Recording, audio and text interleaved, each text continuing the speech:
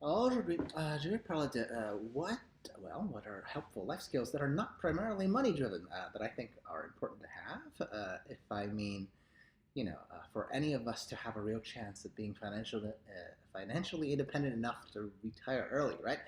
There's got to be some of those, huh?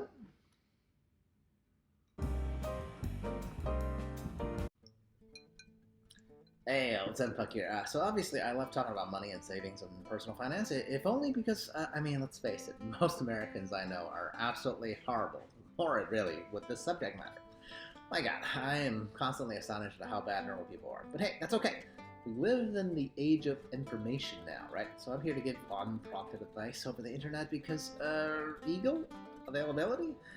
You know me, guys, I like to rant about stuff, but hopefully at least passionately, right?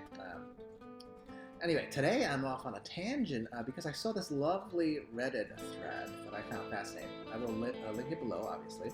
The question posed was basically, what is a good life skill to have for everyone? The implied context is, of course, within the culture of fire. So I read some replies, and today I'm synergizing out of what I read and agreed with, and obviously adding my own flavor to the sauce. Because I agree there are plenty of non-money related skills that are at least helpful to possibly crucial to one's idea of happiness in general. I mean, honestly, irrespective of fire, right? But it will absolutely help most people on their financial independence journeys as well. So, two birds, one stone. Yeah. Now, if you're intrigued by what I might say, please subscribe, like, comment, share all those social media buzzwords, or whatever, okay? I'm rich enough for me, and I will be great regardless. So, skill number one, I would say definitely cooking. Okay, this is a very easy and practical thing to get into. Obviously, I have made a bunch of clips talking about dishes that we make at home already and what great value it is, blah blah blah. So I'm gonna ignore at least the value aspect of it for now. Right, cooking at home at this point to me is like a must-have skill. Okay, it's just plain better than restaurants and takeout by all measures. Right, it's better value, it's healthier, and it reinforces a real connection to your food and even the idea of eating, right? I'm talking about working with real ingredients here, by the way, so no, using a microwave does not count as cooking, neither does heating up some, frozen fries in an air dryer, okay? Don't get me wrong. I'm not trying to gatekeep here. If that's your beginning level expertise, that's fine. So everybody has to start from somewhere, right? But the end goal should be some version where cooking, not just the eating of the food you cooked, is an enjoyable activity in itself, right? Now, I get it. I also didn't cook much when I had a job, so it's fine if we gain this skill later in life. But at least once I started this skill set journey, the benefits are just really eye-opening, right? It's actually quite unimaginable now for me to think about my previous awful 7-Eleven hot dog based diet, okay, when I had a corporate job. I kid you not. I can see why my old coworkers were making fun of me back in those days. Okay, second type of skill, basic repairs. But really what I mean is the spirit of DIY. Okay, so this is another skill or set of skills that I did not possess prior to retiring early, okay?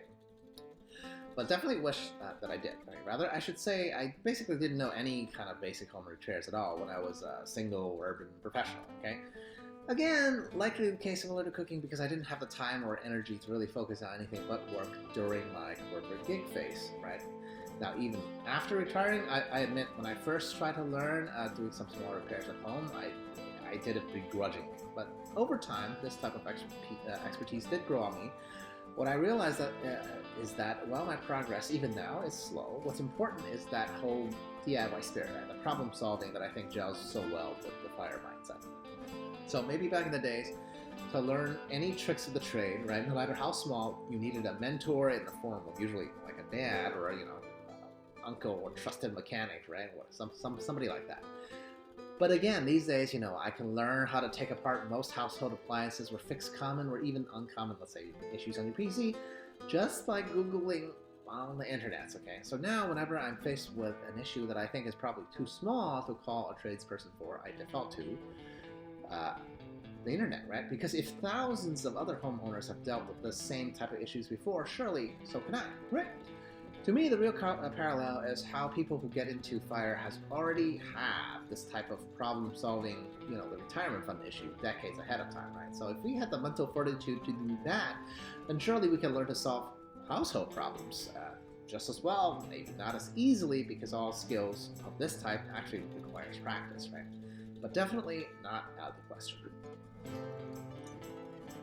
Now, final skill, I'm going to talk about something more spiritual, I guess, right? And that would be mental fortitude in the form of patience and the propensity to reflect inwards, right? I'd say these two are pretty much the two sides of the same coin. Right? Patience in the sense of, well, not checking the market every day, simple as that, right? Don't just get sucked into that, especially if you want to avoid emotional investing pitfalls, right? That's obviously a fire parallel, but I think the same virtue can be easily applied to all aspects of life, right? And that ties into the whole reflecting inwards thing, right? Understanding that life is only a race not against others, but against previous iterations of yourself, right?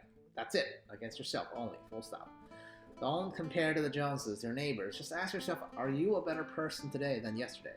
This question isn't particularly about money, right? But about your own value system. Because if, like most people, you think some purchase you'd like to mirror from your peer group will make you happy, then unfortunately, a few trials on that cycle or hedonic adaptation should be sufficient to prove.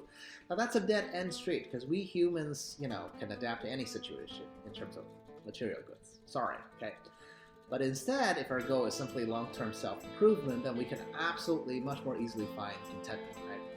But how you will improve, that's up to you. Right? This is a whole self-reflection bit, and patience is just a tool to help you get to your goal, while giving you a shield against to let you basically ignore the sounds of the ignorant masses. Okay, this is a skill against, and it will take time to cultivate, but I think this is absolutely totally worth it.